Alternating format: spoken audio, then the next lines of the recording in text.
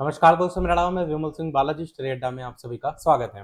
Super TET exam को लेकर के टॉपिक वाइज हमारा सोशल साइंस वाला पोर्शन स्टार्ट हो गया, पर्यावरण और सामाजिक अध्ययन वाला। इससे पहले हमने जो टॉपिक था पृथ्वी की संरचना, पहला टॉपिक था, इसकी पूरी थ्योरी कंप्लीट की थी हैंड रिटन नोट्स के रूप में। यदि नहीं देखा हो तो साइड में आई बटन वीडियो आपको मिल जाएगा। अब इसी पर बेस्ड 75 क्वेश्चन देखेंगे। जो चीजें हमने पढ़ी थी उसी पर बेस्ड 75 क्वेश्चन, लास्ट में क्वेश्चन हम आपसे भी पूछेंगे। तो चलिए स्टार्ट करते हैं प्रश्न नंबर 1 से।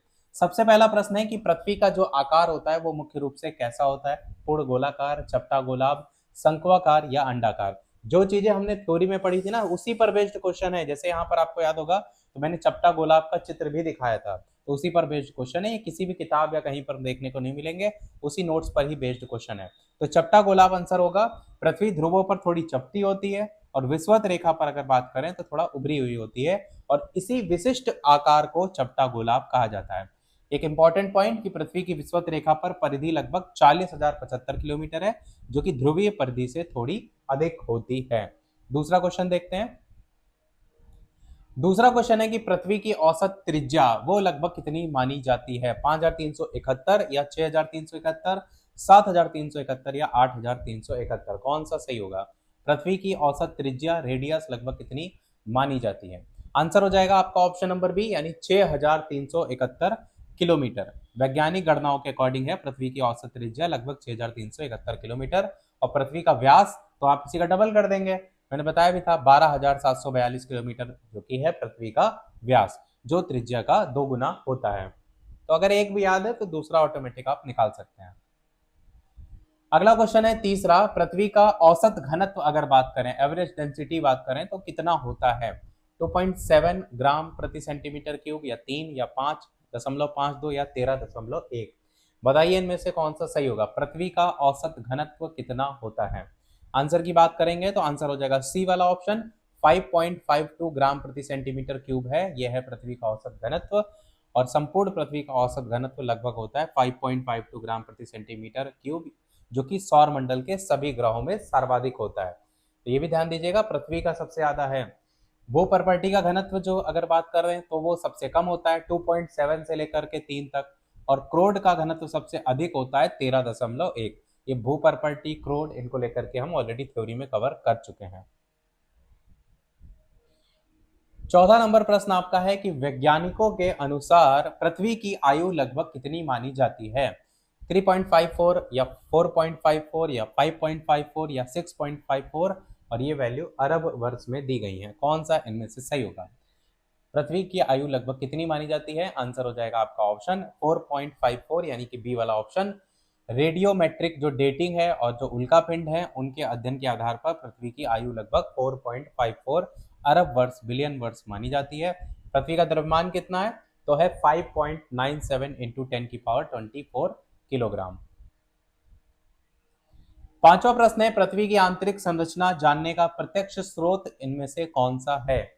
भूकंपीय, गुरुत्वाकर्षण, ज्वालामुखी या चुंबकीय? आपको याद होगा तो प्रत्यक्ष और अप्रत्यक्ष दोनों को हमने डिवाइड करके आपको बताया था, जितने भी पॉइंट उसमें हो सकते थे। तो कौन सा इनमें से सही होगा? कह रहा है प्रत्यक्ष स्रोत बताइए।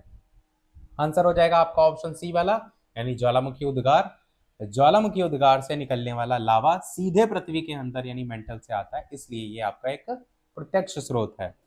खनन अगर बात करें, माइनिंग की बात करें और गहरी ड्रिलिंग की बात करें यानी डीप ड्रिलिंग की बात करें तो ये सभी भी आपके प्रत्यक्ष स्रोत में आते हैं। अगला क्वेश्चन नंबर 6 है, इनमें से कौन पृथ्वी की आंतरिक संरचना का अप्रत्यक्ष स्रोत नहीं है? आपसे पूछा गया है। उल्कापिंड, तापमान में परिवर्तन, दबाव में परिवर्तन, या फिर गहरे समुद्र में ड्रिलिंग? आंतरिक संरचना का अप्रत्यक्ष स्रोत नहीं है। आंसर की बात करेंगे तो आपको मैंने बताया था कि गहरे समुद्र में ड्रिलिंग वगैरह जो आता है, डी वाला ऑप्शन, ये आपका डीप ओशियन ड्रिलिंग एक आपका एक प्रत्यक्ष स्रोत है। जबकि प्रश्न में ये कह रहा था कि कौन सा, तो अप्रत्यक्ष स्रोत नहीं है, मतलब प्रत्यक्ष पूछा गया था, क्योंकि इसमें सीधे चट्टान के नमूने प्राप्त किए जाते हैं। और भूकंपी तरंगे हैं, गुरुत्वाकर्षण है, उल्कापिंड है, ये पृथ्वी की संरचना जानने के प्रत्यक्ष स्रोत में जो है आपका आ जाएगा। प्रश्न में आपसे जो पूछा गया था पृथ्वी की आंतरिक संरचना का अप्रत्यक्ष स्रोत नहीं है पूछा गया था, मतलब क्या पूछा गया था? प्रत्यक्ष पूछा गया था। तो प्रत्यक्ष वाले में आपका गहरे समुद्र में ड्रिलिंग आ जाएगा, जो कि यहाँ लिखा हुआ है। बाकी जो बचे ऑप्शन ये सभी अप्रत्यक्ष में आ जाएंगे। तो ये जितने यहाँ ऑप्शन लिखे हैं ये सभी अप्रत्यक्ष के हैं, ये प्रत्यक्ष के आगे आ भी लगा हुआ है, अप्रत्यक्ष स्रोत हैं। 7वां नंबर प्रश्न है, भूकंपीय तरंगों में सबसे तीव्र गति से चलने वाली तरंगें कौन सी हैं? एस, पी, एल या इनमें से कोई नहीं। मैंने आपको बताया भी था, तीनों का कंपैरिजन भी बताया था, तीनों को समझाया भी था। आसानी से आप आंसर बता ले जाएंगे कि ठोस, द्रव और गैस तीनों में चलती हैं, और तीनों में चलना एक का कारण ही बनता है कि सबसे तेज गति से। आंसर हो जाएगा पी वेव्स, पहला वाला प्राइमरी वेव्स। सबसे ऑप्शन के अकॉर्डिंग बी वाला। तो प्राइमरी वेव्स की अगर बात करें तो सबसे तीव्र गति लगभग 6 से 14 किलोमीटर से चलती हैं और सिस्मोग्राफ पर सबसे पहले पहुंचती हैं। पी तरंगों का जो स्वभाव होता है वो ध्वनि तरंगों के टाइप से होता है, ध्वनि तरंगों के समान होता है, और कैसा होता है? अनुदैर्ध्य होता है, लॉन्गिट्यूडनल होता है। पी तरंगों का अनुदैर्ध्य होता है। और जो दूसरी वाली बची हमारी कौन सी, एल तरंगे और एस तरंगे, इनको लेकर के भी आगे क्वेश्चन हमने रखे हैं। अगला क्वेश्चन है, कौन सी भूकंपीय तरंगे केवल और केवल ठोस माध्यम से ही गुजर सकती हैं? बताइए, पी, एस या एल, या फिर पी और एल दोनों, जो केवल और केवल ठोस माध्यम से गुजर सकती हैं। अभी जो पहला वाला हमने इससे देखा उसमें तो आपको पता है ठोस, द्रव, गैस तीनों से गुजर सकती हैं। एक ऑप्शन तो ऐसे ही कट गया। अब बचे कौन से? आंसर हो जाएगा आपका एस वेव्स। पी तो अभी हमने देख ही लिया। तो सेकेंडरी वेव्स जो होती हैं ये केवल और केवल ठोस माध्यम से गुजर सकती हैं, द्रव अवस्था वाले बाह्य क्रोड में ये जाकर के लुप्त हो जाती हैं। आपको मैंने जो एक एंगल भी तो बताया था छाया छत्र वाला, तो एस तरंगों का जो स्वभाव होता है वो प्रकाश तरंगों के समान होता है, और ये कैसा होता है? अनुप्रस्थ होता है। प्राइमरी वेव्स, पी वेव्स जो होती हैं वो आपकी अनुदैर्ध्य तरंगे आती हैं, और जो एस तरंगे होती हैं ये प्रकाश तरंगों के टाइप से होती हैं। प्रकाश तरंगे कैसे प्रकृति की होती हैं? अनुप्रस्थ तरंगे, ट्रांसवर्स जो है इन्हें हम कहते हैं। अगला प्रश्न है, पृथ्वी के धरातल पर सर्वाधिक विनाशकारी भूकंपीय तरंगे कौन सी आती हैं? मैंने आपको बताया था जिनकी गति सबसे कम वो सबसे ज्यादा विनाशकारी, क्योंकि आपको पता है कि इनके जो चलने की डायरेक्शन है वो इस तरीके से चलती हैं कि पूरा बिल्डिंग को नीचे से हिला देती हैं। तो पी, एस, एल या इनमें से कोई नहीं। आंसर क्या हो जाएगा? बिल्कुल आपका ऑप्शन सी, यानी कि एल वेव्स। एल तरंगे सरफेस वेव्स धरातल के साथ साथ चलती हैं और सबसे अंत में पहुंचती हैं, और लेकिन ये सबसे अधिक विनाशकारी होती हैं। एल तरंगों में जो कणों की गति होती है वो कैसी होती है? गोलाकार होती है, अंडाकार पथ में जो है वो होती है। आंसर क्या हो जाएगा आपका? एल तरंगे। अगला क्वेश्चन 10 है, पी तरंगों का छाया क्षेत्र शैडो जोन पृथ्वी के केंद्र से किस कोण के बीच बनता है? 105 से 140, 103 से 180, 90 से 120, 140 से 180, इस तरीके से ऑप्शन है। पी तरंगों का जो छाया क्षेत्र होता है, शैडो जोन होता है, वो पृथ्वी के केंद्र से किस एंगल से बनता है? आंसर हो जाएगा आपका 105 से 140 वाला, यानी कि ए वाला ऑप्शन। भूकंप अधिकेंद्र से 105 से 140 के बीच पी तरंगे सिस्मोग्राफ पर दर्ज नहीं होती हैं। क्या होता है ये, क्यों नहीं दर्ज होती है, हम आपको समझा चुके हैं। इसे पी तरंग का छाया क्षेत्र कहते हैं। ये छाया क्षेत्र बाह्य क्रोड द्वारा पी तरंग के अपवर्तन के कारण जो है वो बनता है। अगला है, एस तरंगों का जो छाया क्षेत्र होता है वो कितना होता है? मैंने ये चीज आपको क्लियर पिछले वाले टॉपिक में क्लियर किया था। वहां पर एंगल का 1-2 पॉइंट का अंतर लिखा रहता है, कहीं कहीं 105 की जगह 103 लिखा रहता है। तो वो आपको इस ऑप्शन में भी इस तरीके से दिए गए हैं। आपको जो एंगल है ना वो एक ही में बदलाव देखने को मिलेगा, बाद सेकंड वाले में नहीं। आंसर कौन सा हो जाएगा? आंसर हो जाएगा 103 से 180 वाला, 103 डिग्री से 180। एस तरंगे द्रव बाह्य क्रोड से नहीं गुजर पाती, इसलिए 103 डिग्री या फिर 105 डिग्री। देखिए यहाँ पर ब्रैकेट में इसीलिए लिखा गया है कि ये वाला एंगल जो होता है ना, ये दोनों देखने को मिलते हैं, 103 की जगह कभी कभी 105 भी। तो इससे 180 डिग्री के बीच एस तरंगे प्राप्त नहीं होती हैं। एस तरंग का जो छाया क्षेत्र होता है वो पी तरंग के छाया क्षेत्र से काफी बड़ा होता है, लगभग 40% भाग जो है वो होता है। अगला क्वेश्चन देखते हैं। एडवर्ड स्वेस के अकॉर्डिंग पृथ्वी की सबसे ऊपरी परत को क्या कहा जाता है? इन्होंने तो बांटा था सियाल, सीमा, निफे, मैंने आपको इनका नाम बताया था। तो कौन सा सबसे ऊपरी परत है? तो सियाल सबसे ऊपरी परत आएगी, सी वाला ऑप्शन यहाँ पर सही हो जाएगा। और रासायनिक संगठन के आधार पर इन्होंने बांटा था, सबसे ऊपरी परत को सियाल दिया था। यहाँ पर SI क्या है? सिलिका है। AL क्या है? एल्यूमिनियम है। सियाल परत मुख्य रूप से महाद्वीपों के नीचे पाई जाती है और इसका घनत्व जो होता है वो सबसे कम होता है। अगला क्वेश्चन है निफे को लेकर के कि निफे परत का निर्माण मुख्य रूप से किन तत्वों से हुआ है? अब Ni क्या है? निकिल है। Fe क्या है? फेरिस यानी कि लोहा है। यहां पर देखिए ऑप्शन में निकल और लोहा इस वाले ऑप्शन में दे रखा है। तो बी वाला ऑप्शन यहाँ पर बिल्कुल सही हो जाएगा। निफे पृथ्वी की सबसे आंतरिक परत क्रोड है जो कि निकल यानी Na और लोहा यानी कि Fe जैसे भारी तत्वों से बनी हुई है। इस परत में भारी धातुओं की उपस्थिति के कारण पृथ्वी का जो घनत्व है और चुंबकीय क्षेत्र होता है वो उत्पन्न होता है। किसके कारण? भारी धातुओं की इस परत में उपस्थिति के कारण। क्या क्या होता है? पृथ्वी का घनत्व और चुंबकीय क्षेत्र। अगला क्वेश्चन है, आधुनिक वर्गीकरण के अकॉर्डिंग पृथ्वी को किन 3 मुख्य परतों में बांटा गया है? अब यहां पर वर्ड क्या आ गया? आधुनिक वर्गीकरण। मैंने इसीलिए आपको कल भी जोड़ देकर बताया था कि कब आपके प्रश्न में रासायनिक संगठन पूछा जाएगा तब आप किसके साथ जाएंगे, और कब आपके प्रश्न में आधुनिक वर्गीकरण पूछा जाएगा तो आप किसके साथ जाएंगे। क्योंकि यहाँ आधुनिक वर्गीकरण पूछा गया तो आप सियाल सीमा के दीपा के साथ नहीं जाएंगे, आप जाएंगे किसके साथ? बाह्य क्रोड, आंतरिक क्रोड और मेंटल और भूपर्पर्टिमेंटल क्रोड। इन वाले ऑप्शन बी या डी में से कौन सा सही होगा? बी वाला ऑप्शन सही होगा, भूपर्पर्टी, फिर उसके नीचे मेंटल, उसके नीचे क्रोड। आधुनिक वर्गीकरण की जब बात करते हैं तो इसमें पृथ्वी को 3 परतें, भूपर्पर्टी जिसको हम क्रस्ट कहते हैं, मेंटल को मेंटल कहेंगे और क्रोड को कोर, तो इसमें विभाजित किया गया है। भूपर्पर्टी पृथ्वी की कुल त्रिज्या का केवल लगभग 1% भाग ही घेरती है, ये बात मैंने आपको बताई थी। 15 नंबर क्वेश्चन की तरफ बढ़ते हैं। अगला क्वेश्चन है, महाद्वीपीय भूपर्पर्टी कॉन्टिनेंटल क्रस्ट मुख्य रूप से किस प्रकार की चट्टानों से बनी होती है? बेसाल्टिक होती है, ग्रेनाइटिक होती है, अवसादी होती है या कायांतरित होती है?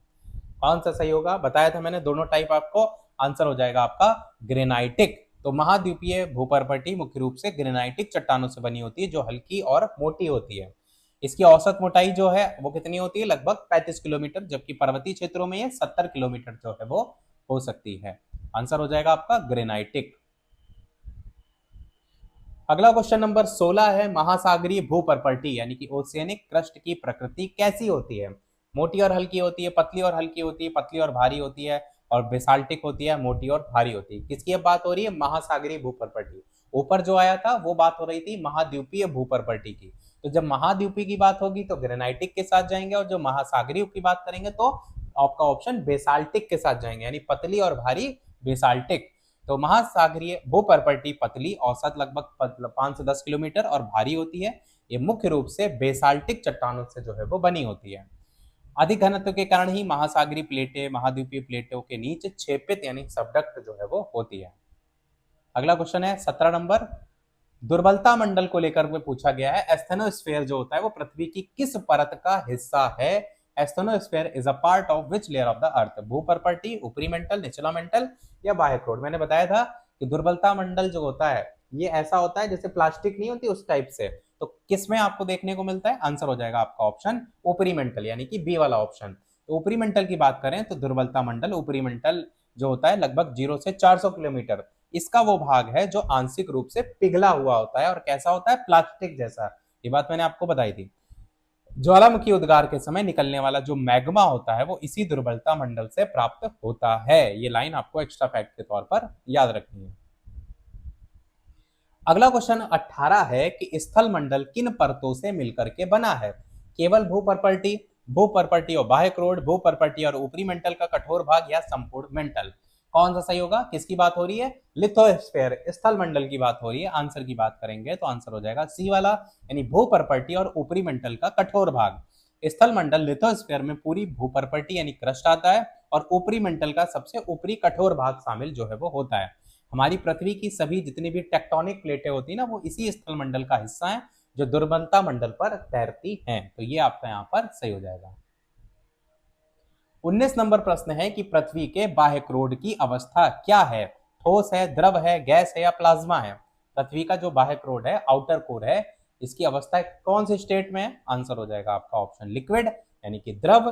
तो भूमंडलीय जो भूकंपीय एस तरंगे होती है ना उसके वहां से ना गुजर पाने के कारण यह सिद्ध होता है कि बाह्य क्रोड कैसा होता है? द्रव यानी लिक्विड अवस्था में होता है। क्योंकि एस तरंगों को लेकर के हम ऑलरेडी बता चुके हैं आपको कि ये आपकी ठोस में जो है वो चलती हैं। एक्स्ट्रा फैक्ट्स की बात करें तो बाह्य क्रोड में पिघले हुए लोहे और निकल की गति के कारण ही पृथ्वी का चुंबकीय क्षेत्र मैग्नेटिक फील्ड भी जो है वो देखने को आपको मिलता है। अगला क्वेश्चन नंबर 20 है कि अत्यधिक तापमान लगभग 6000 डिग्री सेल्सियस होने के बावजूद पृथ्वी का जो आंतरिक क्रोड है वो ठोस क्यों होता है? आपको ये मैंने बात बताई थी, क्योंकि ऑक्सीजन की कमी होती है, वहां पर अत्यधिक दबाव होता है, वह गुरुत्वाकर्षण शून्य होता है, या लोहा कभी नहीं पिघलता है। तो कई बार ऐसे क्या है जो चीजें आपने पढ़ रखी है ना उसके अंदर से चीजें पूछी जाती हैं। रीजन मैंने आपको बताया भी था, क्योंकि आपका वहां पर होता है बहुत ज्यादा प्रेशर, दबाव, अत्यधिक दबाव आंतरिक रोड पर, ऊपर की सभी जितनी भी परतें होती है ना उसका अत्यधिक दबाव। मान लीजिए कोई नीचे चीज रखी है और ऊपर जितनी उसके ऊपर रखेंगे नीचे ही तो प्रेशर पड़ेगा, तो जब ढेर सारी लेयर है तो ऊपर वाली लेयर का दबाव नीचे पड़ेगा। तो आंतरिक रोड पर ऊपर की सभी परतों का अत्यधिक दबाव लगभग 3.6 मिलियन वायुमंडल होता है, जो इसे पिघलने नहीं देता है और ये ठोस बनाए रखता है, और यही आपका रीजन होता है। आंतरिक रोड का घनत्व अगर बात करें तो पृथ्वी में सर्वाधिक होता है 12.8 से 13.1 ग्राम प्रति सेंटीमीटर क्यूब। और ये चीज मैंने आपको बताई थी कि जैसे जैसे आप पृथ्वी के नीचे जाएंगे, लेयर दर लेयर आप बढ़ते जाएंगे, टेम्परेचर भी बढ़ रहा था और दबाव को लेकर के बात किया था वो भी बढ़ रहा था, घनत्व को लेकर के बात किया था वो भी बढ़ रहा था। चित्र के साथ अगर आपने देखा था ना तो आपको बेहतर समझ में आता है। हो सकता हो भी आपको आगे इस पर बेस्ड क्वेश्चन भी देखने को मिले। इसके अलावा वीडियो अगर थोड़ा भी अच्छा लग रहा है तो लाइक सभी लोग कर दिया करिए। ये सारी मेहनत आपके लिए लगातार करते हैं, सब क्वेश्चन बनाते हैं, टॉपिक वाइज कवर करते हैं, तो जितने भी लोग वीडियो देखा करिए लाइक सभी लोग अवश्य कर दिया करिए और शेयर भी कर दिया करिए, ताकि जो भी सुपरनेट को लेकर के तैयारी कर रहे हैं उन तक वीडियो पहुंच सके। 21 नंबर प्रश्न देखते हैं। भूपर्पटी यानी क्रस्ट और मेंटल, इसको अलग करने वाली जो सीमा होती है उसको हम क्या कहते हैं? मैंने आपको ट्रिक बताई थी, याद होगा, कमरगल करके। तो कॉनरोड असंबद्धता, मोहरविच असंबद्धता, गुटनबर्ग असंबद्धता या लेहमन असंबद्धता, यहाँ पर किसकी बात कर रहा है? भूपर्पटी और मेंटल को लेकर के। तो कौन सा सही हो जाएगा? आंसर हो जाएगा आपका मोहरविच, सेकंड वाला जो है वो आता है ये असंबद्धता। सबसे पहली वाली कौन थी? कॉनरोड वाली, क्रम जो अगर चलता है। तो भूपर्पटी और मेंटल के बीच की सीमा को हम बात करते हैं तो मोहरविच असंबद्धता के नाम से जानते हैं, और इसी को इंग्लिश में मोहो भी कहते हैं। इसकी खोज 1909 में हुई थी। इस सीमा पर भूकंपीय पी तरंगों की गति अचानक बढ़ जाती है, जो घनत्व में वृद्धि को भी दर्शाता है। आंसर क्या हो जाएगा? मोहरविच असंबद्धता। अगला क्वेश्चन 22 है, गुटेनबर्ग असंबद्धता किन दो परतों के बीच देखने को मिलती है? तो बताइए कौन सा सही होगा। ये चौथा नंबर पर आती है। पहले आती थी आपकी, जो सबसे ऊपर आती थी कॉनरोड करके, फिर आपकी हमने अभी जो क्वेश्चन देखा था इसको लेकर के मोरविच करके, और फिर आपकी आती थी ऑप्शन के अकॉर्डिंग ऊपरी। और यहाँ पर जो पूछा गया ना, गुटनबर्ग असमता किन दो लेयर के बीच है? ऊपरी और निचला मेंटल, मेंटल और बाह्य क्रोड, बाह्य और आंतरिक क्रोड, या ऊपरी और निचली भूपर्पटी? तो गुटनबर्ग आएगी आपकी मेंटल और बाह्य क्रोड के बीच में। गुटनबर्ग असंबद्धता मेंटल और बाह्य क्रोड के बीच लगभग 2900 किलोमीटर की गहराई पर स्थित है। इस जो सीमा है इस पर आकर के जो एस तरंगे होती है ना वो पूरी तरीके से लुप्त हो जाती है, क्योंकि बाह्य क्रोड जो होता है वो द्रव फॉर्म में होता है। अब जैसे कि हम बता चुके हैं इस तरंगे तो केवल आपकी ठोस ही होंगी, तो आपका ऑप्शन यहाँ पर उस तरीके से भी आप टिक कर सकते हैं। अगला क्वेश्चन नंबर 23 है, बाह्य क्रोड और आंतरिक क्रोड के बीच कौन सी असंबद्धता पाई जाती है? बाह्य क्रोड और आंतरिक क्रोड के बीच में रेपेटी होगी, कॉनरॉड होगी, लेहमन होगी, मोहो होगी, कौन सा सही होगा? आंसर की बात करेंगे तो आपका ऑप्शन लेहमन सबसे लास्ट वाली आती है, लेहमन असंबद्धता। और द्रव बाह्य क्रोड और ठोस आंतरिक क्रोड, इनको अलग करने वाली जो परत होती है उसको कहते हैं लेहमन असंबद्धता। इसकी खोज किसने की थी? डेनिश महिला थी वैज्ञानिक इंगे लेहमन। इन्होंने 1936 में इसकी खोज जो है वो की थी। तो यही आपका सही हो जाएगा। अगला क्वेश्चन नंबर 24 है कि ऊपरी मेंटल और निचले मेंटल के मध्य लगभग 670 किलोमीटर पर कौन सी असंबद्धता देखने को मिलती है? कॉनरोड, गुटेनबर्ग, लेहमन या रेपेटी? बताइए कौन सा सही होगा। आंसर की बात करते हैं तो आपका आंसर हो जाएगा रेपेटी असंबद्धता, आपका ऑप्शन डी वाला। तो ऊपरी और निचला जो मेंटल होता है ना उसके बीच घनत्व और अवस्था में परिवर्तन को कहते हैं रेपेटी असंबद्धता। ये संक्रमण क्षेत्र, ट्रांजिशन जोन, खनिजों के फेज परिवर्तन से जुड़ा होता है। अगला क्वेश्चन 25 है, पृथ्वी के अंदर गहराई में जाने पर तापमान, दबाव और घनत्व, इसमें क्या क्या परिवर्तन होता है? तीनों घटेंगे, तापमान बढ़ेगा लेकिन दबाव घटेगा, तीनों में वृद्धि होगी या घनत्व समान होगा? जैसे कि अभी मैंने आपको ऑलरेडी बता दिया कि तीनों में वृद्धि होती है, तो आप पहले ही अगर बातों को सुन रहे हैं तो आंसर के साथ जाएंगे कि जैसे जैसे हम पृथ्वी की गहराई में जाते हैं, ऊपर की चट्टानों के भार और रेडियोधर्मी पदार्थों के कारण तापमान, दबाव और घनत्व तीनों में निरंतर वृद्धि जो है वो होती है। ये वही लिखा है कि तापमान जो वृद्धि होती है, शुरुआती गहराई में तापमान वृद्धि दर लगभग 1 डिग्री सेल्सियस प्रति 32 मीटर जो है वो होती है। अगला क्वेश्चन है, पृथ्वी की भूपर्पटी में सर्वाधिक मात्रा में पाया जाने वाला तत्व कौन सा है? मैंने आपको क्लियर तरीके से बताया था कि ये क्वेश्चन दो तरीके से बनता है। एक तो पृथ्वी की भूपर्पटी करके या पर पूछा जाता है और एक संपूर्ण पृथ्वी करके भी पूछा जाता है। तो यहाँ पर क्या होगा, सिलिकॉन, ऑक्सीजन, लोहा या एल्यूमिनियम। तो भू प्रॉपर्टी की जब बात करेंगे तो ऑक्सीजन आपका सही होगा। भू प्रॉपर्टी में सबसे अधिक ऑक्सीजन लगभग 46.6% पाया जाता है, जो कि चट्टानों में ऑक्साइड के रूप में मौजूद होता है। ऑक्सीजन के बाद दूसरा सर्वाधिक पाया जाने वाला तत्व कौन सा है? सिलिकॉन है, 27.7%। ऑक्सीजन कितना होता है? 46.6%। किसकी बात हो रही है? भू प्रॉपर्टी की बात हो रही है। अगला क्वेश्चन देखते हैं। देखिए यही आ गया क्वेश्चन, मैंने कहा था ना दो तरीके से पूछा जाता है। अब क्या है, संपूर्ण पृथ्वी पूछा जा रहा है। होल अर्थ में सर्वाधिक मात्रा में पाया जाने वाला तत्व कौन सा है? ऑक्सीजन, लोहा, सिलिकॉन या मैग्नीशियम? कौन सा सही होगा? यहाँ पर किसकी बात हो रही? तत्व की बात हो रही। तो आपको उससे नहीं कम कंफ्यूज होना है। जो नाइट्रोजन का हम परसेंटेज देखते हैं वो गैसेज हैं, यहाँ तत्व की बात हो रही है। तो ऑक्सीजन, लोहा, सिलिकॉन या मैग्नीशियम में से आंसर हो जाएगा लोहा, बी वाला ऑप्शन। तो यदि हम संपूर्ण पृथ्वी, क्रस्ट, मेंटल, क्रोड तीनों की बात करते हैं, उस कंडीशन में सर्वाधिक मात्रा में क्या होता है? लोहा होता है, लगभग 35%। पृथ्वी का विशाल क्रोड मुख्य रूप से लोहे, Fe और निकल से बना होता है। इसी को तो हम निफे के नाम से जानते हैं, NeFe। इसी कारण संपूर्ण पृथ्वी में लोहे का परसेंटेज सर्वाधिक होता है। अगला देखते हैं। अगला क्वेश्चन है 28 की भू प्रॉपर्टी में पाई जाने वाली सर्वाधिक प्रचुर धातु कौन सी है? लोहा, सोना, एल्यूमिनियम या तांबा? अब किसकी बात हो रही है? धातु की हो रही है। प्रश्न में क्या पूछा जा रहा है उसका हमेशा ध्यान रखा करिए। तत्व पूछा जा रहा है, भू प्रॉपर्टी में पूछा जा रहा है, संपूर्ण पृथ्वी में पूछा जा रहा है, तत्व पूछा जा रहा है, गैसेस पूछी जा रही हैं। आंसर कौन सा होगा? आंसर हो जाएगा आपका यहाँ पर एल्यूमिनियम। भू प्रॉपर्टी में सर्वाधिक पाया जाने वाला तत्व है ऑक्सीजन, जो कि अधातु है।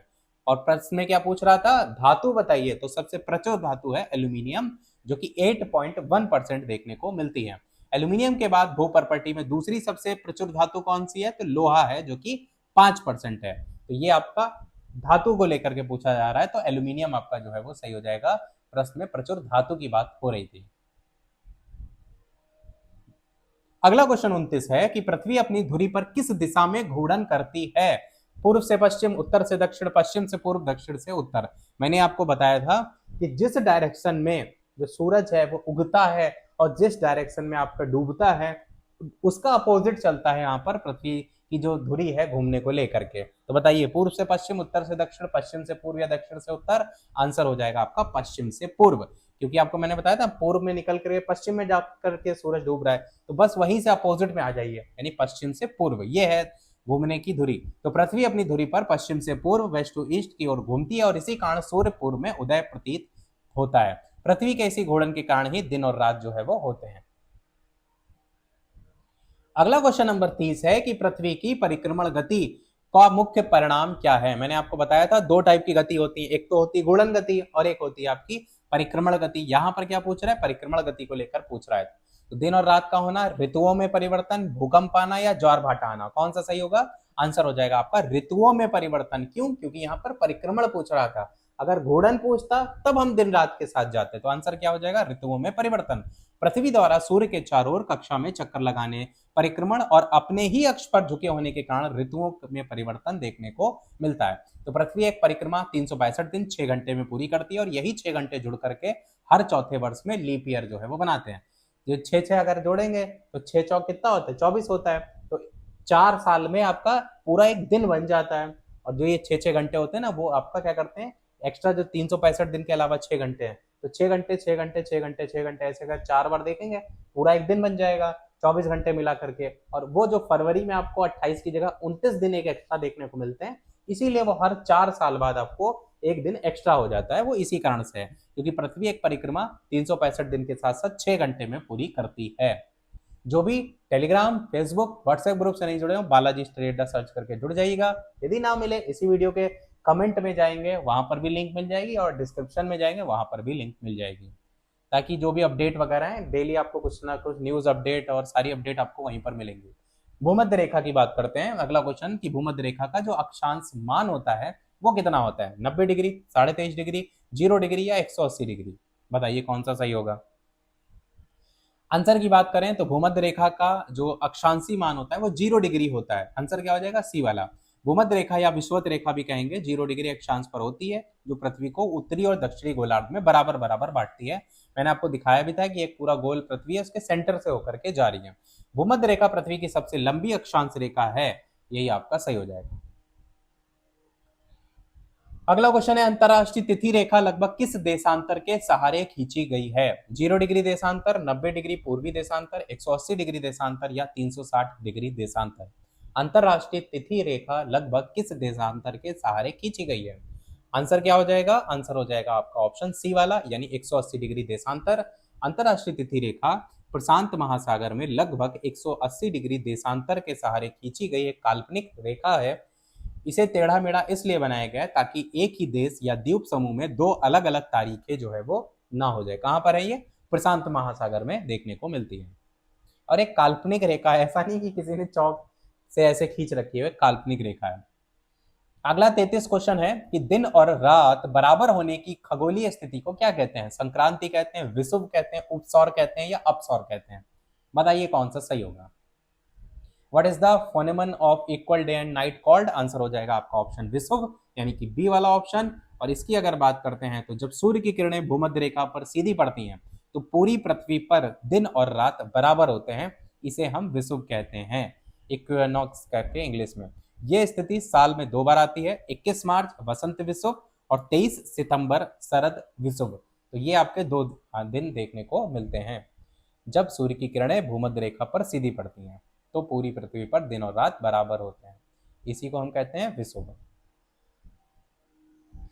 अगला क्वेश्चन 34 है, भूपृष्ठ का निर्माण करने वाले कठोर या मुलायम पदार्थों को क्या कहा जाता है? खनिज, चट्टान, जीवाश्म या मैग्मा? कौन सा सही होगा? आंसर की बात करेंगे तो आंसर हो जाएगा आपका चट्टान, बी वाला ऑप्शन। भूपृष्ठ यानी कृष्ण की रचना करने वाले सभी ठोस पदार्थों को चट्टान या फिर शैल कहा जाता है, चाहे वह ग्रेनाइट की तरह कठोर हो या फिर मिट्टी रेत की तरीके से मुलायम हो। चट्टाने एक या एक से अधिक खनिजों का मिश्रण जो है वो होती हैं, तो यही आपका सही हो जाएगा।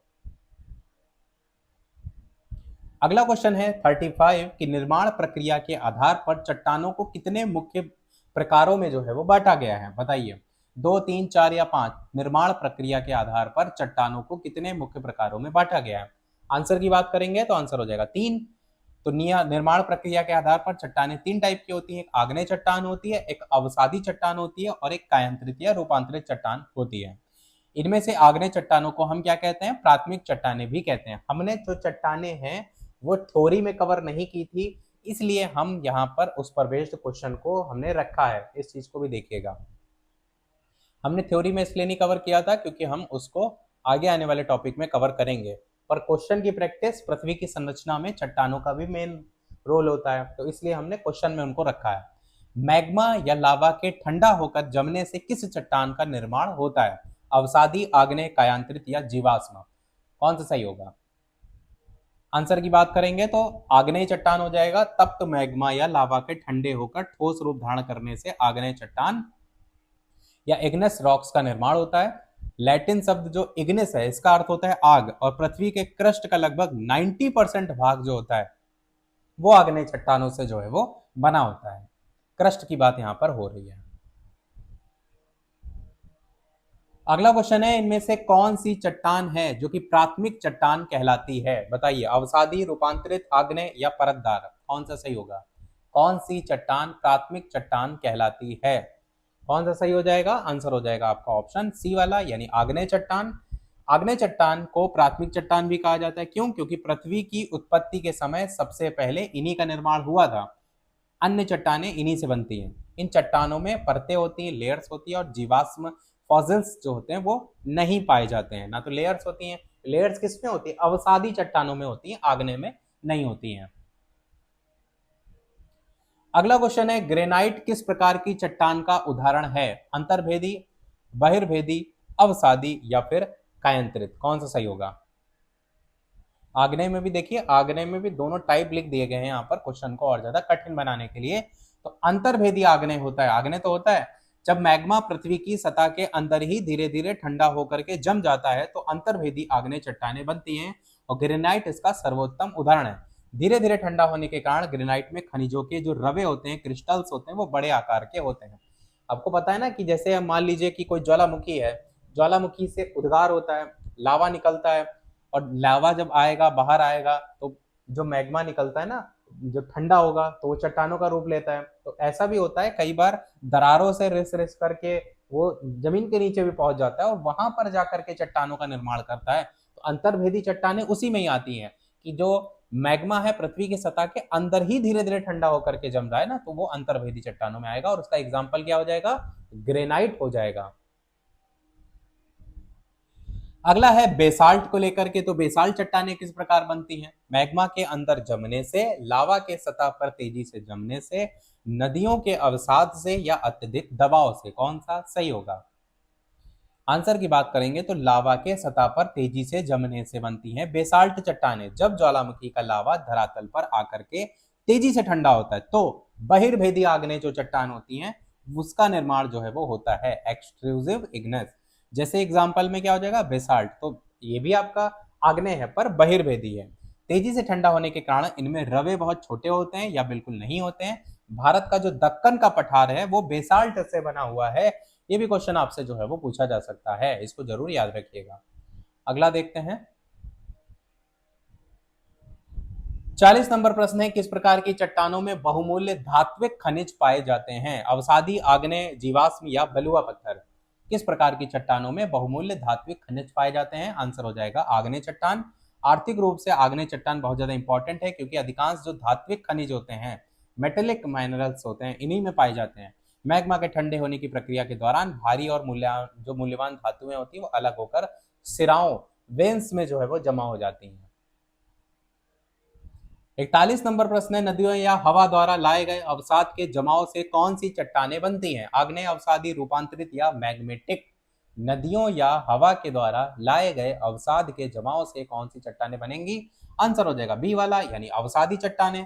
प्रकृति के कारकों द्वारा लाई गई, जैसे बालू हो गया, मिट्टी हो गया, बहा करके जो लाई जाती है ना अवसाद, जब परतों के रूप में जमा हो जाता है तो लंबे समय बाद दबाव से ये अवसादी चट्टानें बन जाती हैं। पृथ्वी के संपूर्ण धरातल के लगभग 75% भाग पर अवसादी चट्टानों का विस्तार देखने को मिलता है। तो अच्छा खासा भाग है इसका, आग्नेय से बहुत ज्यादा है। अगला क्वेश्चन 42 है कि जीवाश्म यानी फॉसिल्स मुख्य रूप से किस प्रकार की चट्टानों में पाए जाते हैं? क्योंकि जीवों के अंश हैं तो जाहिर सी बात है बहा कर लाए गए वाले में ही होंगे। तो आग्नेय कायांतरित अवसादी या मेंटल की चट्टानों में आंसर हो जाएगा आपका ऑप्शन अवसादी चट्टानों में, ऑप्शन सी वाला। अवसादों के जमा होते समय उनके बीच पेड़ पौधे, जीव जंतु दब जाते हैं, इसलिए जीवाश्म केवल अवसादी यानी परतदार चट्टानों में ही पाए जाते हैं। आग्नेय और रूपांतरित चट्टानों में इतना ज्यादा टेम्परेचर होता है जिसके कारण जीवाश्म जो होते हैं वो नष्ट हो जाते हैं। अब मैग्मा इतना गर्म होता है तो कहां पर बचेंगे। 43 क्वेश्चन है कि कोयला और पेट्रोलियम किस प्रकार की चट्टानों से प्राप्त होते हैं? आग्नेय, अवसादी, कायांतरित या ज्वालामुखी। बताइए कौन सा सही होगा। आंसर की बात करेंगे तो आंसर हो जाएगा अवसादी चट्टानें। कोयला और पेट्रोलियम की बात करेंगे तो ये सब आपकी अवसादी चट्टानों के ही एग्जाम्पल हैं, क्योंकि खनिज तेल जीवों और वनस्पतियों के लाखों वर्षों तक दबे रहने से बनते हैं और इसलिए ये अवसादी चट्टानों से प्राप्त होते हैं। ये जीवाश्म ईंधन फॉसिल फ्यूल्स कहलाते हैं और ऊर्जा के प्रमुख स्रोत हैं। तो ये आपका सही हो जाएगा। 44 नंबर प्रश्न है कि निम्नलिखित में से कौन सा अवसादी चट्टान का उदाहरण नहीं है, आपसे कह रहा है। बलुआ पत्थर, चूना पत्थर, शैल या फिर संगमरमर। अवसादी चट्टान का उदाहरण कौन सा नहीं है इनमें से? आंसर की बात करेंगे तो संगमरमर हो जाएगा। क्यों? संगमरमर तो आपका कायांतरित में आता है, इसी को रूपांतरित भी कहते हैं। मेटामॉर्फिक चट्टान है जो चूना पत्थर के रूप परिवर्तन से बनती है। बाकी तीनों अवसादी हैं। दिल्ली का लाल किला जो बना हुआ है बलुआ पत्थर अवसादी से बना हुआ है, जबकि आगरा का जो ताजमहल है संगमरमर ये रूपांतरित से बना है। तो दिल्ली का लाल किला बलुआ पत्थर, और बलुआ पत्थर किसका एग्जाम्पल है? अवसादी चट्टान का उदाहरण है। अगला क्वेश्चन बलुआ पत्थर से ही आ गया है 45 की बलुआ पत्थर का निर्माण कैसे होता है? लावा के जमने से, रेत के कणों के संघनन से, पेड़ पौधों के दबने से या अत्यधिक ताप से। कौन सा सही होगा? तो बलुआ पत्थर है, अवसादी है, तो अवसादी से आपको समझ में आएगा कि रेत के जो कण हैं उनके संघनन से। बलुआ पत्थर एक यांत्रिक रूप से निर्मित अवसादी चट्टान है जो रेत यानी बालू के जो कण हैं उनके लगातार जमा होने और दबाव के कारण कठोर होने से बनती है। ये निर्माण कार्यों के लिए एक अत्यंत उपयोगी पत्थर है। जो निर्माण वगैरह में है ना, जैसे कि हमने ऊपर भी बात किया, तो बलुआ पत्थर से बना है, तो रेत के कणों के संघनन से बनता है। अगला क्वेश्चन 46 है, अत्यधिक ताप और दाब के कारण जब चट्टान का रूप बदल जाता है तो उसे हम क्या कहते हैं? आग्नेय, अवसादी, कायांतरित या जीवाश्म। तो बदल जा रहा है रूप यानी कि आपका मेटामॉर्फिक यानी कायांतरित चट्टान हो जाएगा। जब पूर्व में मौजूद आग्नेय या अवसादी चट्टानें अत्यधिक तापमान और दबाव के कारण अपने भौतिक और रासायनिक गुणों को बदल देती हैं तो वे कायांतरित चट्टाने कहलाती हैं। तो एक्स्ट्रा फैक्ट में मेटामॉर्फिक जो शब्द है वो ग्रीक शब्द मेटामॉर्फोस से बना है, जिसका अर्थ होता है रूप बदलना, चेंज ऑफ फॉर्म। 47 नंबर प्रश्न है कि चूना पत्थर रूपांतरित होकर के किस चट्टान में बदल जाता है? ग्रेफाइट, संगमरमर, क्वार्टजाइट या फिर स्लेट। चूना पत्थर यानी लाइमस्टोन रूपांतरित होकर किस चट्टान में बदल जाता है? आंसर हो जाएगा आपका संगमरमर में बदल जाता है। चूना पत्थर अवसादी चट्टान है और अत्यधिक जब ताप होता है, दाब होता है, तो इसके प्रभाव में आकर के संगमरमर यानी मार्बल में परिवर्तित हो जाता है चूना पत्थर। संगमरमर तो आपको पता है एक अत्यंत कठोर और सुंदर पत्थर है, यूज किया जाता है मूर्ति कला में, वास्तुकला में, और अभी अपने ताजमहल की भी बात की यहाँ। 48 प्रश्न है ग्रेनाइट चट्टान का रूपांतरण किस रूप में होता है? नीस, स्लेट, संगमरमर या फिर हीरा। ग्रेनाइट चट्टान का रूपांतरण किस में होता है? तो ये होता है आपका नीस में। ग्रेनाइट जो कि एक आग्नेय चट्टान है, अत्यधिक दबाव के कारण रूपांतरित होकर के नीस में जो है वो बदल जाती है। तो ग्रेनाइट किस में बदल जाती है? नीस में बदल जाती है। नीस में खनिजों की अलग अलग धारियां, बैंड्स स्पष्ट रूप से दिखाई देते हैं। 49 क्वेश्चन है चिकनी मिट्टी या फिर शैल रूपांतरित होकर के क्या बनती है? क्वार्टजाइट है, संगमरमर है, स्लेट है या फिर बेसाल्ट है। चिकनी मिट्टी या शैल रूपांतरित होकर के क्या बनती है? जो भी यहाँ पर क्वेश्चन आप देख रहे हैं, ये आपके जितने भी चट्टानों पर बेस्ड क्वेश्चन है, इनको आप जरूर रट लीजिएगा, क्योंकि थ्योरी वाले में हमने इसको कवर नहीं किया था, इसलिए हम यहाँ पर इतने सारे क्वेश्चन चट्टानों पर आपको करा रहे हैं। तो कौन सा सही हो जाएगा इनमें से? आंसर हो जाएगा आपका स्लेट वाला यानी सी वाला ऑप्शन। शैल नामक अवसादी चट्टान दबाव के कारण परादार जो रूपांतरित चट्टान है स्लेट, इसमें बदल जाती है। तो शैल किस में बदल रही है? स्लेट में बदल रही है। स्लेट का यूज किया जाता है मुख्य रूप से छत बनाने के लिए, ब्लैक बोर्ड बनाने के लिए। आंसर हो जाएगा आपका स्लेट। 50 क्वेश्चन पर हम पहुंच गए हैं। और कोयला अत्यधिक ताप और दाब के कारण किस बहुमूल्य पदार्थ में बदल जाता है? सोना, हीरा, पन्ना या प्लेटिनम। जो भी चैनल पर नए हो, पहली बार वीडियो देख रहे हो, तो आप साइंस वाली प्लेलिस्ट आप जा करके इसी प्रकार क्वेश्चन भी और टॉपिक वाइज सारे वीडियो भी जरूर देख लीजिएगा जा करके। साइंस का पूरा कोर्स हम ऑलरेडी करा चुके हैं। और साथ ही साथ चैनल पर नए हो तो सब्सक्राइब करके जरूर जुड़ जाइएगा, क्योंकि आगे भी ऐसे ढेर सारे वीडियो आते रहेंगे ताकि आप तक पहुंचते रहें। आंसर की बात करते हैं इनमें से, तो आंसर हो जाएगा हीरा। हीरे की बात करें तो कोयला कार्बन का रूप है, अपर रूप भी कहा जाता है इसको, और भूगर्भ में अत्यधिक ताप और दाब के कारण कायांतरित होकर ग्रेफाइट या फिर हीरा डायमंड में परिवर्तित हो जाता है। हीरे की बात करें तो प्रकृति में पाए जाने वाला सबसे कठोर पदार्थ जो है वो होता है। 51 प्रश्न है बलुआ पत्थर यानी सैंडस्टोन के रूपांतरण से कौन सी चट्टान बनती है? बलुआ पत्थर से संगमरमर बनता है, क्वार्टजाइट बनता है, नीस बनता है या स्लेट बनता है। आंसर की बात करेंगे, क्वार्टजाइट बनता है। बलुआ पत्थर सैंडस्टोन अत्यधिक ताप के कारण क्वार्टजाइट नामक अत्यंत कठोर कायांतरित चट्टान में बदल जाता है। बलुआ पत्थर बदल जाता है आपका क्वार्टजाइट में। क्वार्टजाइट के यूज की बात करें तो कांच उद्योग में होता है, घड़ियां बनाने में यूज किया जाता है। तो ये भी आप इसके उपयोग को लेकर याद रख सकते हैं। अगला क्वेश्चन है शैल चक्र क्या होता है?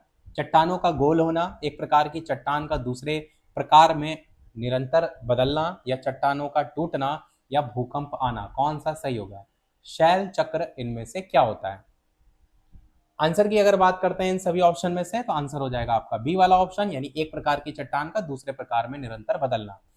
तो एक प्रकार की चट्टान की बात करें तो प्रकृति में जो चट्टानें होती हैं वो स्थायी नहीं होती। एक प्रकार की चट्टान विशेष परिस्थितियों, ताप, दाब, अपर्दन, इसमें दूसरे प्रकार की चट्टान में बदल जाती हैं, और इस निरंतर प्रक्रिया को हम कहते हैं शैल चक्र। और जैसे मैग्मा, आग्नेय, फिर अवसादी, फिर रूपांतरित, फिर पुनः मैग्मा पिघल करके, तो इस तरीके से आपको चट्टानों में लगातार परिवर्तन देखते हैं, इसी को हम शैल चक्र जो है वो कहते हैं। अगला क्वेश्चन है अपक्षय और अपर्दन की प्रक्रिया से मुख्य रूप से कौन सी चट्टानें बनती हैं? आग्नेय बनती है, अवसादी बनती है, कायांतरित या अंतर्भेदी। तो अपक्षय और अपर्दन से बनेंगी आपकी अवसादी चट्टानें। पुरानी चट्टानें जो होती हैं वो टूट करके अपक्षय छोटे कणों में बदलती हैं, और हवा पानी उन्हें बहा करके अपर्दन जमा करते हैं, जिससे अवसादी चट्टानें बनती हैं। तो अपक्षय मतलब टूटने से लेकर के, और हवा पानी उन्हें बहा करके अपर्दन मतलब जमा करने को लेकर के, तो ये अवसादी चट्टान है। इस पूरी प्रक्रिया को हम लिथिफिकेशन या शिलीभवन जो है वो कहते हैं। अगला क्वेश्चन है वेरी वेरी इंपॉर्टेंट, भारत का दक्कन का पठार मुख्य रूप से किन चट्टानों से बना हुआ है? ग्रेनाइट, बेसाल्ट, चूना पत्थर या संगमरमर। अभी हमने एक प्रश्न के एक्सप्लेनेशन में बात किया भी था, आंसर क्या हो जाएगा? आंसर आंसर हो जाएगा बेसाल्ट। दक्कन का जो पठार है वो दरारी ज्वालामुखी उद्भेदन से निकले लावा के ठंडे होने से बना है, जो कि बेसाल्ट चट्टान है। इन बेसाल्ट चट्टानों के टूटने से ही भारत में काली मिट्टी का निर्माण हुआ है, जो कपास के लिए उत्तम है। तो ये काली मिट्टी इन्हीं बेसाल्ट चट्टानों के टूटने से जो है वो हुआ है। और हेल्प किस में करती है? कपास में। 55 प्रश्न है, वह कौन सी आग्नेय चट्टान है जो इतनी हल्की होती है कि पानी पर तैर सकती है? ग्रेनाइट, प्यूमिस, बेसाल्ट या ग्रेबो? कौन सा सही होगा? कौन सी चट्टान है? आंसर हो जाएगा प्यूमिस। प्यूमिस जो है वो एक विशेष आग्नेय चट्टान है। जब झागदार लावा तेजी से ठंडा होता है तो उसमें गैस के बुलबुले फंस जाते हैं, जिससे क्या होता है? ये छिद्रपूर्ण और बहुत हल्की हो जाती है। तो इसका घनत्व तो पानी से भी कम होता है, इसलिए ये पानी पर तैर सकती है। ऐसे आपने देखा था ना कि रामायण के समय में जब पुल बनाया जा रहा था तो उस पर श्री राम जी का नाम लिख करके जो है वो पत्थर फेंके गए, सब तैरने लगे। तो वही सीन यहाँ पर भी है प्यूमिस का, कि प्यूमिस जो है, क्योंकि आपको पता है कि मैग्मा ठंडा होकर के ही बन रही है चट्टाने, तो जब ठंडा हो रहा है, झागदार है, तो कई बार बुलबुले वगैरह हवा के अंदर जाके फंस गए। अब जब अंदर हवा है, जैसे टायर ट्यूब में होती ना हवा है, तो उसको पानी में डूबेंगे नहीं डूबेगा, वही प्यूमिस का हाल जो है वो हो जाता है। 56 नंबर प्रश्न है, जीवाश्म ईंधन की खोज के लिए भूविज्ञानी किन चट्टानों का अध्ययन करते हैं? आग्नेय, अवसादी, रूपांतरित या मैग्मेटिक? किसकी बात कर रहा है? जीवाश्म अध्ययन। अभी हमने बताया कि जीवाश्म किसमें होंगे। बिल्कुल आपका आंसर यहाँ पर ऑप्शन अवसादी हो जाएगा। अवसादी में तेल, प्राकृतिक गैस और कोयला जैसे जीवाश्म ईंधन केवल अवसादी चट्टान की परतों में होते हैं, जैसे बलुआ पत्थर और शैल के बीच पाए जाते हैं। सऊदी अरब और अमेरिका के विशाल तेल भंडार जो होते हैं ना, वो इन्हीं अवसादी चट्टानों में देखने को मिलते हैं। आग्नेय में इतना ज्यादा टेम्परेचर होता है कि जीवाश्म नष्ट हो जाते हैं। 57 क्वेश्चन है कि पृथ्वी के आयतन का सबसे बड़ा हिस्सा कौन सी परत घेरती है? भूपर्पटी, मेंटल, बाह्य क्रोड या आंतरिक क्रोड? पृथ्वी के आयतन का सबसे बड़ा हिस्सा, आंसर हो जाएगा आपका बी ऑप्शन, यानी मेंटल। मेंटल पृथ्वी के कुल आयतन का लगभग 84% है और द्रव्यमान का 67% हिस्सा घेरती है, और ये पृथ्वी की सबसे विशाल परत जो है वो है। भूपर्पटी की बात करें तो केवल 1% आयतन घेरती है, और क्रोड की बात करें तो लगभग 15% आयतन घेरती है। भूपर्पटी की हम पहले ही बात कर चुके थे, 1%। दो चीजें आपको और एक्स्ट्रा याद रखनी है। एक तो ये आपका क्रोड वाला जो लगभग 15% आयतन घेर रहा है, और मेंटल वाला जो है, जो कि पृथ्वी के कुल आयतन का लगभग 84% हिस्सा, और द्रव्यमान की बात करें तो 67% हिस्सा जो है वो घेर रहा है। तो मेंटल जो है वो सबसे ज्यादा है। किसने सबसे पहले बताया कि पृथ्वी के अंदर एक भारी क्रोड मौजूद है? Albert Einstein, Emil Wiechert, Edward Suess या आइजैक न्यूटन? कौन सा सही होगा? किसने बताया था? आंसर की बात करेंगे तो आंसर हो जाएगा एमिल विकर्ट। एमिल विकर्ट की बात करेंगे, बी ऑप्शन में जो दिया गया है, 1897 में एमिल विकर्ट ने सबसे पहले यह सुझाव दिया था कि पृथ्वी का जो आंतरिक भाग होता है वो एक बहुत भारी धात्विक क्रोड है, जिसे बाद में भूकंपीय तरंगों ने सिद्ध भी किया था। इन्होंने ही बताया था कि पृथ्वी का घनत्व भी गहराई के साथ साथ बढ़ता जाता है। तो आंसर क्या हो जाएगा? एमिल विकर्ट जो है वो सही हो जाएगा। 59 क्वेश्चन है कि लावा और जो मैग्मा है इसमें मुख्य अंतर क्या होता है? तापमान का होता है, रंग का होता है, स्थान का होता है, दबाव का होता है? लावा और मैग्मा में मेन अंतर होता है आपका स्थान का, सी वाला ऑप्शन। तो जब पिघला हुआ पदार्थ पृथ्वी के अंदर होता है तो उसे हम कहते हैं मैग्मा, और जब वही पदार्थ ज्वालामुखी के रास्ते सतह पर आ जाता है तो उसे कहते हैं लावा। दोनों में अंतर क्लियर हुआ? लावा सतह पर आकर तेजी से ठंडा होता है, जबकि मैग्मा अंदर धीरे धीरे ठंडा होता है। तो पिघला हुआ पदार्थ है दोनों कंडीशन में, पर पृथ्वी के अंदर हो रहा है तो उसे मैग्मा कहेंगे, और जब बाहर आ जाता है ज्वालामुखी के थ्रू तो उसे लावा कहेंगे। और मैंने ये चीज बताया भी कि पृथ्वी के अंदर होकर के भी ठंडा होता है, ऐसा नहीं बाहर आकर के ही ठंडा होगा। तो पृथ्वी के अंदर जो ठंडा हो रहा है उससे अंतर्भेदी चट्टान बन रही है, और जो बाहर आकर के है उससे बहिर्वेदी चट्टाने बन रही है। और जो अंतर्वेदी और बहिर्वेदी ये आपको आग्नेय चट्टानों के टाइप में देखने को मिल रहा है, क्योंकि उसी से ही बनती है आपकी, अवसादी तो बनती नहीं वैसे। अगला क्वेश्चन है 60 कि पृथ्वी की सतह का औसत टेम्परेचर लगभग कितना माना जाता है? 15, 25, 35 या 5? कौन सा सही होगा? तो औसत टेम्परेचर कितना होता है पृथ्वी की सतह का? आंसर हो जाएगा 15 डिग्री सेल्सियस, ए वाला। पृथ्वी की सतह का औसत तापमान लगभग 15 डिग्री सेल्सियस, और फॉरेनहाइट में 59.5 फॉरेनहाइट डिग्री की बात करें तो जीवन के पनपने के लिए एकदम आदर्श है। तो ये आपका सही होगा। ग्रीन हाउस प्रभाव के बिना पृथ्वी का औसत तापमान होता है -18 डिग्री सेल्सियस, जिससे जीवन असंभव हो जाता है, इसलिए ग्रीन हाउस इफेक्ट या प्रभाव जरूरी है।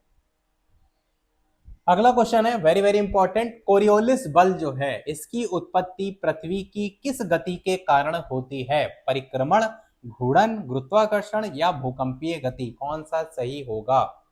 बताइए कौन सा सही होगा। आंसर की बात करेंगे तो आंसर हो जाएगा घूर्णन, ऑप्शन नंबर बी। पृथ्वी के अपने अक्ष पर घूर्णन यानी रोटेशन के कारण हवाओं और समुद्री धाराओं की दिशा मुड़ जाती है। इस विक्षेपक बल को हम कहते हैं कोरियोलिस बल। इसी बल के कारण उत्तरी गोलार्ध में हवाएं दाईं ओर और दक्षिणी गोलार्ध में बाईं ओर जो है वो मुड़ती हैं। तो कोरियोलिस बल जो है वो आपका घूर्णन के कारण जो है वो होता है, अपने अक्ष पर होता है रोटेशन, घूर्णन। 62 क्वेश्चन है, मैग्मा में सिलिका की मात्रा अधिक होने पर लावा कैसा होता है? बहुत पतला और क्षारीय होता है, गाढ़ा और अम्लीय होता है, रंगहीन होता है या अत्यधिक ठंडा होता है? मैग्मा में सिलिका की मात्रा अधिक होने पर लावा कैसा होगा? आंसर की बात करेंगे तो आंसर हो जाएगा बी वाला, यानी गाढ़ा और अम्लीय होगा। सिलिका की मात्रा अधिक होने पर लावा बहुत गाढ़ा होता है और अम्लीय होता है, एसिडिक होता है, जिससे ये दूर तक नहीं बह पाता है और गुंबद का निर्माण जो है वो करता है। तो गाढ़ा और अम्लीय आपका बी वाला ऑप्शन सही हो जाएगा। मैग्मा में सिलिका की मात्रा अधिक होने पर लावा। कम सिलिका वाला लावा जो होता है वो बेसाल्टिक होता है, पतला होता है और दूर तक फैल करके पठार बनाता है। 63 क्वेश्चन है कि भूकंप का अध्ययन विज्ञान की किस शाखा के अंतर्गत किया जाता है? पेट्रोलॉजी, सिस्मोलॉजी, वॉल्केनोलॉजी या फिर जियोमार्फोलॉजी? कौन सा सही होगा? भूकंप का अध्ययन विज्ञान की किस शाखा के अंतर्गत किया जाता है? बढ़िया क्वेश्चन है, क्योंकि इस तरीके का एक ना एक क्वेश्चन पूरे पेपर में आता ही है। आंसर हो जाएगा सिस्मोलॉजी। तो भूकंप और भूकंपीय तरंगों के वैज्ञानिक अध्ययन को कहते हैं सिस्मोलॉजी। चट्टानों यानी रॉक्स के अध्ययन को कहते हैं पेट्रोलॉजी, जो कि आपको और भी ऑप्शन में देखने को मिल रहा था। तो आप क्या कहेंगे? आंसर हो जाएगा सिस्मोलॉजी। 64 क्वेश्चन है कि भारत का एकमात्र सक्रिय ज्वालामुखी कहां पर है? लक्षद्वीप में है, अंडमान निकोबार के बैरन द्वीप में है, गुजरात में है या हिमालय में है? कहां पर है?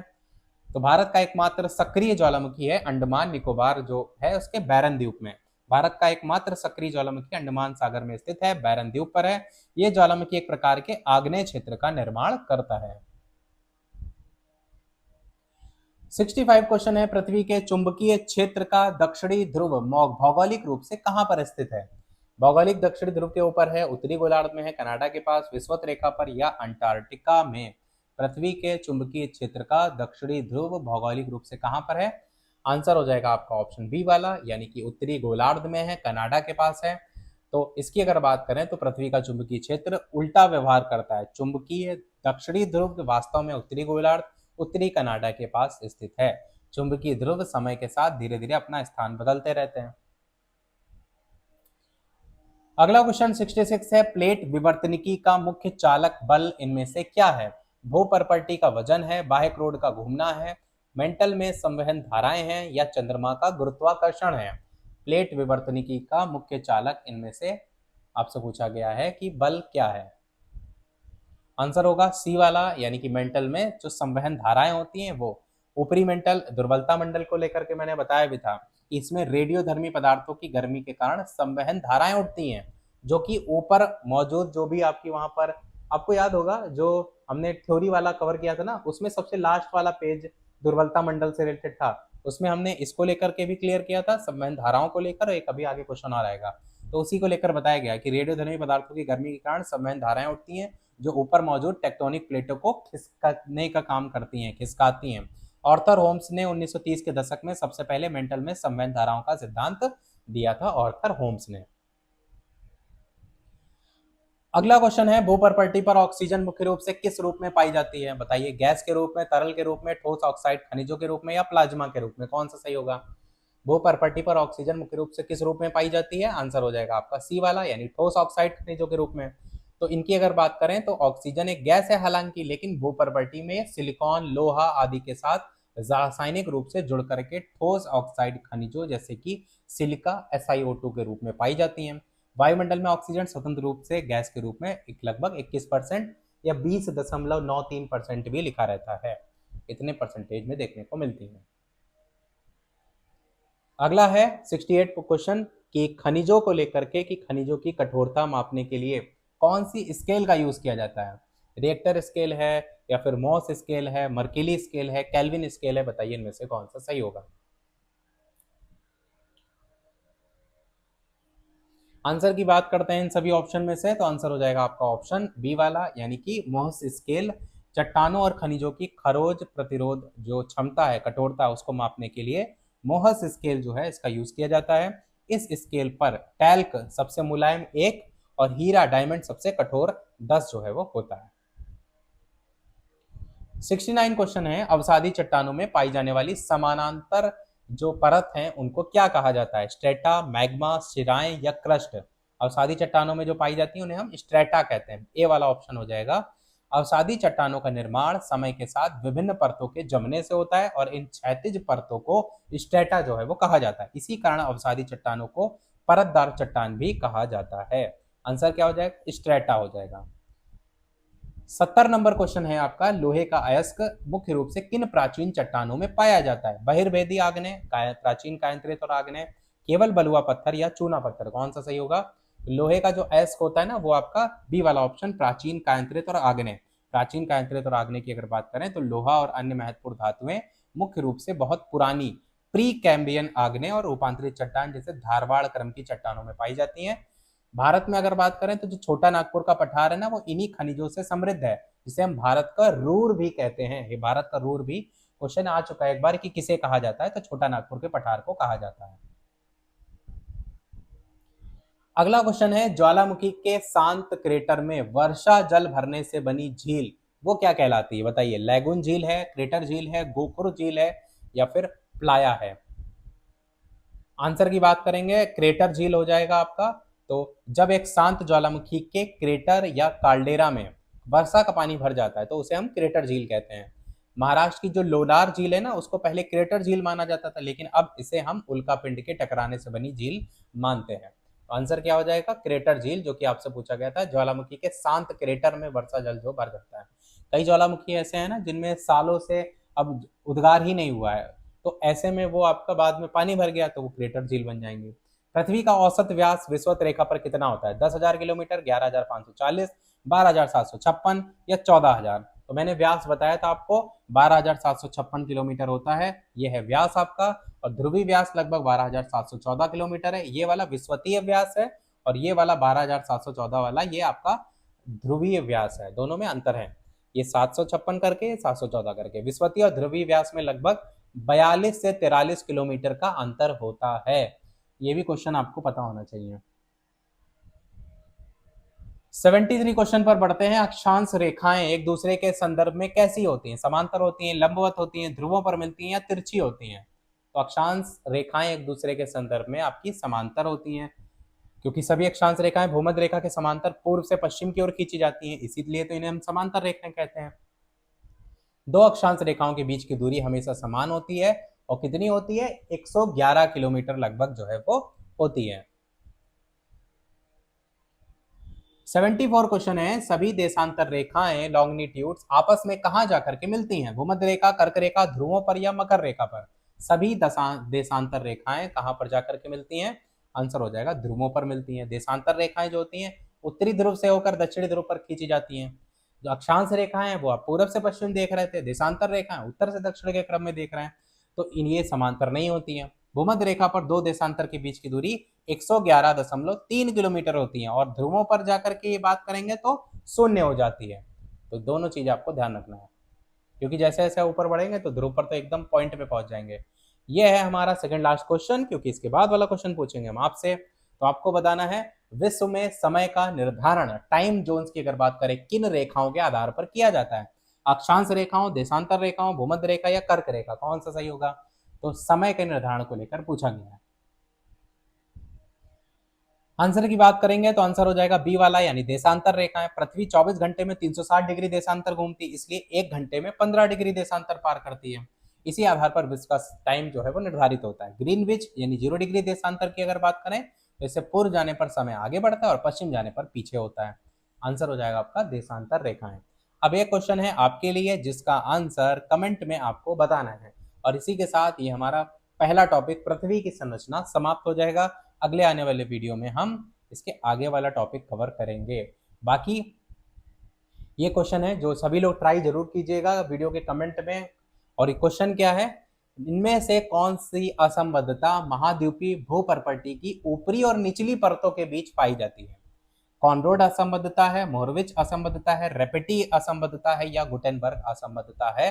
क्योंकि इस पूरे टॉपिक में जो असंबद्धता वाला टॉपिक है वो सबसे ज्यादा इंपॉर्टेंट है, इसीलिए हमने उसको अच्छे से समझाया भी था, ट्रिक भी बताई थी और उस पर बेस्ड क्वेश्चन भी रखा है, ताकि अगर आपको नहीं याद है तो जरूर याद कीजिए और इसका आंसर कमेंट में बताइए। इसी के साथ ये हमारा टॉपिक पहला वाला हुआ समाप्त। फिर आपके सिलेबस में अगला जो टॉपिक आएगा उसको हम कंटिन्यू करेंगे। प्लेलिस्ट हम जो सोशल साइंस वाली है ना, इसकी भी अलग से बना देंगे, साइंस की ऑलरेडी हम बना चुके हैं। बाकी कोई सुझाव हो तो कमेंट में अवश्य बता दीजिएगा ताकि उस पर हम वर्क कर सकें। वीडियो कैसा लगा अच्छा सा एक कमेंट भी अवश्य कमेंट में लिख दीजिएगा, क्योंकि आपका कमेंट मोटिवेशन मिलता है हमें। वीडियो लाइक के साथ साथ और लोगों के साथ शेयर भी कर दीजिएगा। साथ ही जो भी टेलीग्राम, फेसबुक या फिर आपका व्हाट्सएप ग्रुप से नहीं जुड़े हो तो अवश्य जुड़ जाइएगा, ताकि कोई अपडेट आए तो आप तक पहुंचती रहे। बाकी अभी के वीडियो में इतना ही रखते हैं, फिर मिलते हैं अगले वीडियो में कुछ नए टॉपिक के साथ। तब तक के लिए सभी को नमस्कार, जय हिंद।